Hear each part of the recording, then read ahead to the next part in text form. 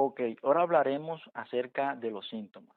Los síntomas van a depender de la localización y de la gravedad de la enfermedad, pero en general el paciente puede empezar a presentar síntomas, la mayoría de los pacientes en una edad menor a 20 años, aunque hay algunos que desarrollan esos síntomas de los 20 a los 30.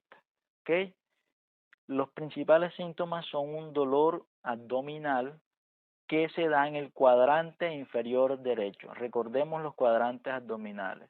Están los superiores, los medios y los inferiores.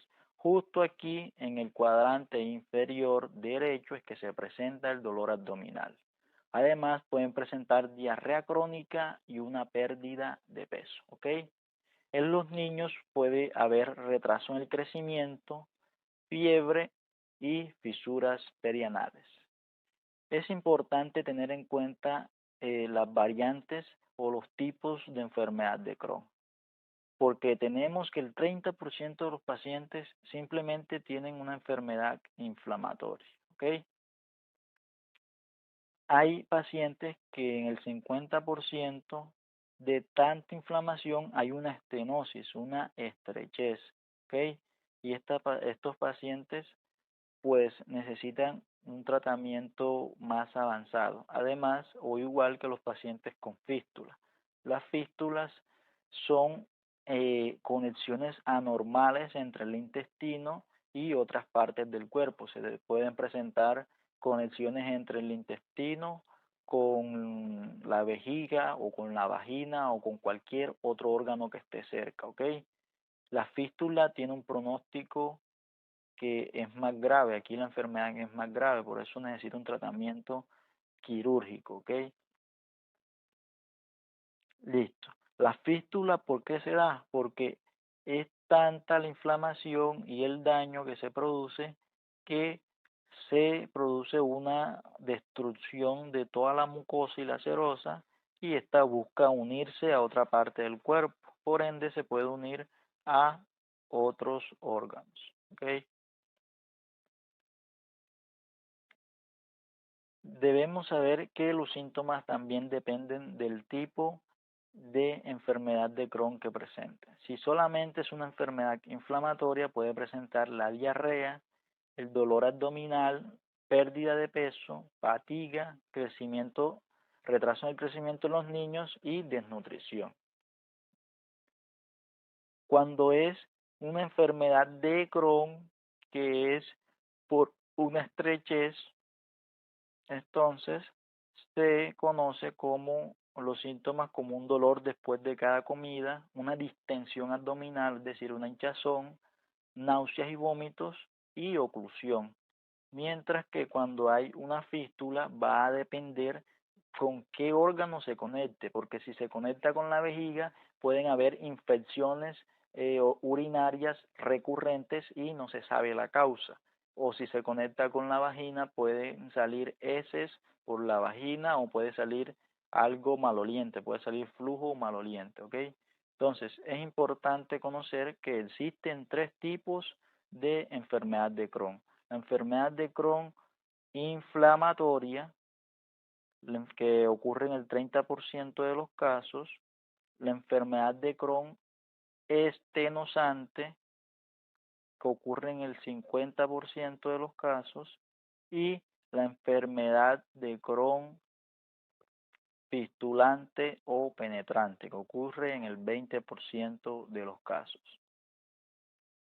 Cabe resaltar que los pacientes que están en enfermedad de Crohn inflamatoria pueden avanzar a estadios de estenosante y también incluso a fistulante o penetrante. ¿Ok? Es importante mencionar también que los pacientes con enfermedad de Crohn también pueden padecer de síntomas extraintestinales, ¿ok? Extraintestinales.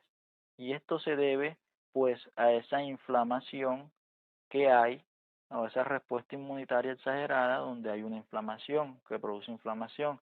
Entonces, a nivel dermatológico puede ocasionar una estomatitis actosa, una psoriasis, entre otras.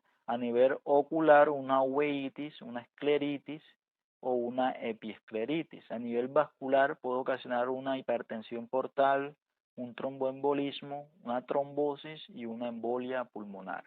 A nivel respiratorio, apnea del sueño e infecciones pulmonares.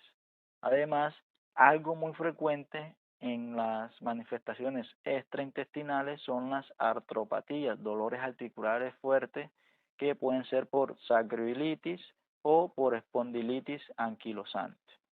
Que a nivel hepatobiliar puede presentarse colangitis esclerosante primaria, cirrosis, cáncer colorectal, y cáncer del intestino delgado. Y a nivel inflamatorio, pues asma, bronquitis, pericarditis, artritis reumatoide y esclerosis múltiple. ¿Esto por qué se menciona? Porque estas manifestaciones extraintestinales pueden generar complicaciones muy graves que necesitan un tratamiento más adecuado.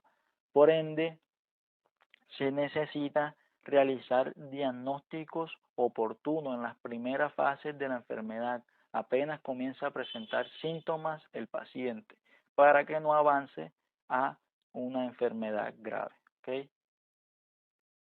En cuanto al diagnóstico, se hace con base al examen físico. ¿Okay? Entonces, se tienen en cuenta todos esos síntomas que presenta el paciente. Es decir, si tiene diarrea, si ha perdido peso, si tiene anemia, si el dolor es en el cuadrante inferior derecho, y se pregunta también todos los antecedentes. Se pregunta la alimentación que lleva, si toma AINES, antibióticos o anticonceptivos orales. Además se pregunta eh, pues si fuma, porque fumar se asocia con un mayor riesgo de enfermedad de Crohn. También se pide un cultivo de heces para descartar una enfermedad que sea parasitaria. ¿Ok? Se pide el hemograma pues para ver cómo está la hemoglobina y el panel metabólico porque generalmente estos pacientes tienen hipoalbuminemia. ¿Ok? Se pide velocidad de sedimentación globular que está aumentada y pruebas hepáticas para ver si hay daño hepático. Hay dos pruebas importantes, la PCR o proteína C reactiva y la calprotectina en heces. Estas dos pruebas miden la inflamación. Si estas dos están elevadas, pues es probable que haya una inflamación a nivel intestinal. ¿Ok? En cuanto a los diagnósticos de imagen, se usa el estándar de oro que es la iliocolonoscopia. Ese es el estándar de oro. Y se debe tomar una biopsia para mandar la histología, ya que los patólogos también pueden decir si es una enfermedad de Crohn o es una colitis ulcerosa. ¿Okay? El aspecto o las lesiones eh, que se presentan mediante la endoscopia son las siguientes. Son úlceras que son de tipo aftosas, que son estas que observamos aquí. Y también puede tener un aspecto empedrado, es decir, como unas piedras, que son estas que observamos aquí. También se puede pedir ecografía intestinal o enterografía por resonancia magnética. Esta para evaluar si hay fístulas o hay estenosis, ¿ok?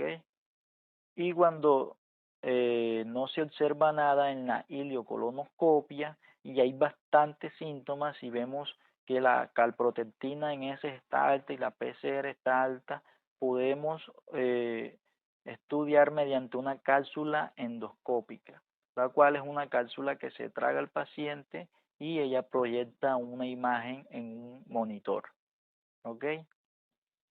Ok, avancemos al tratamiento.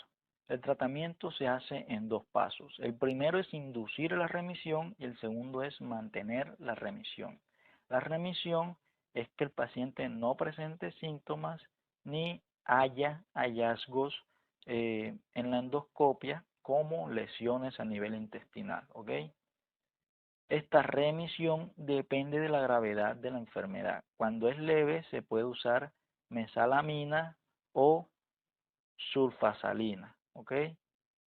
Y cuando ya es un poco más grave, se puede usar corticosteroides como la budesonida o la prednisona. Y cuando ya es mucho más grave que ninguno de las dos escalas de medicamentos anteriores sirvieron, se puede usar el antifactor de necrosis tumoral. Recordemos algo, ojo aquí, que en la fisiopatología el factor de necrosis tumoral era una de las sustancias que se secretaba pues para la inflamación. Por ende, si se inhibe el factor de necrosis tumoral, se inhibe esa inflamación, ¿ok? Entonces, medicamentos antifactor de necrosis tumoral encontramos muchos. Un ejemplo de ello es el infliximab, ¿ok? Luego de que ya se logró esa remisión, que el paciente no presenta ni síntomas, ni se observan lesiones, ya las lesiones han cicatrizado, se debe mantener esa remisión, es decir, que el paciente no presente síntomas. Entonces, ese mantenimiento se debe hacer con azatioprina, metotrexato o ciclosporina, ¿ok? Esos son los dos pasos. Primero, inducir la remisión. Segundo, mantenerla. La cirugía, ¿cuándo se hace? La cirugía solo se hace cuando el paciente presenta alguna fístula o alguna estenosis, ¿ok? Recordemos los tres tipos, ¿ok? Es muy importante que recordemos. Enfermedad de Crohn inflamatoria, enfermedad de Crohn estenosante, enfermedad de Crohn fistulizante o penetrante, ¿ok? Y queda otra pregunta, ¿los antibióticos se usan? Los antibióticos se deben usar solo en algunos pacientes que debido a algunas fístulas presentan abscesos y esos abscesos pues se convierten en infecciones que necesitan un tratamiento antibiótico, solo en estos casos, ¿ok? Y por último, te reto a responder estas preguntas en los comentarios. Menciona los tres tipos de enfermedad de Crohn y cuál es la función de las células de Paneth. Coméntalo y deja en los comentarios. Suscríbete al canal y traeremos muchos más videos, ¿ok?